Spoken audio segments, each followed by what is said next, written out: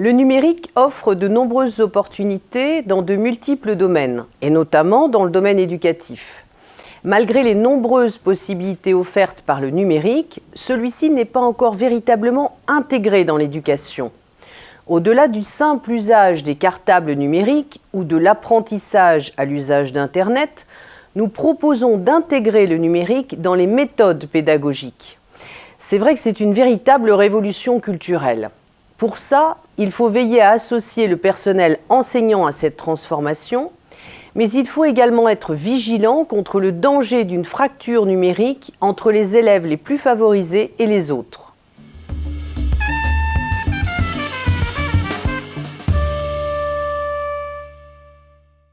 Il ne faut pas simplement savoir se servir d'un ordinateur ou d'un téléphone pour en optimiser toutes les potentialités. Trop souvent, et particulièrement dans les milieux défavorisés, les jeunes ont une approche ludique du numérique. C'est le rôle de l'éducation nationale que de sortir les plus jeunes de la posture de simples consommateurs pour leur permettre de développer une compréhension et surtout des connaissances fines des outils numériques. Pour cela, il faut agir à tous les niveaux de la scolarité. Définir à chaque niveau et pour chaque filière les compétences utiles et nécessaires afin de les mettre au cœur du parcours d'apprentissage des élèves. Il faut aussi réformer le brevet informatique et Internet pour à la fois en faire un outil de lutte contre la fracture numérique et permettre à ceux qui sont les plus férus d'informatique d'optimiser leur usage d'Internet. Enfin, nous proposons de mettre en place une filière informatique forte dans l'enseignement supérieur afin de former des futurs professionnels du domaine numérique.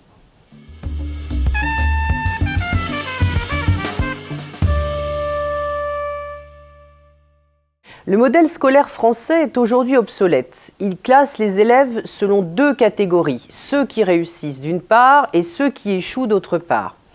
Il faut orienter la nouvelle pédagogie autour des trois objectifs que sont le savoir, la connaissance et les intelligences multiples.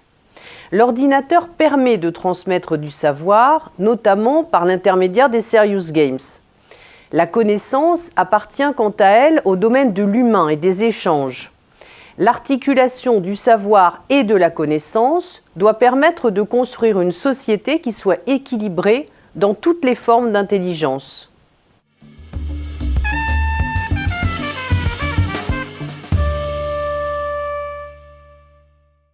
Il ne suffit pas d'apprendre aux plus jeunes à se servir d'un ordinateur et bien souvent, ils n'ont pas attendu l'école pour ça. Nous proposons d'introduire des ressources pédagogiques collaboratives ou projetables sur des tableaux numériques et renforcer l'interaction entre les élèves et les enseignants à l'école, mais aussi à l'extérieur de l'école, une fois que les élèves sont rentrés chez eux. Pour cela, bien sûr, il y a un préalable, la formation des enseignants. Les professeurs, par manque de maîtrise de l'outil informatique notamment, peuvent être réticents à utiliser les outils numériques. Il est indispensable de les former. La mise en place de formations en ligne peut être un moyen pour apprendre aux enseignants à intégrer le numérique dans leur pédagogie tout en limitant les coûts de formation. Pour cela, il faut bien sûr équiper tous les enfants et toutes les écoles du pays en matériel informatique.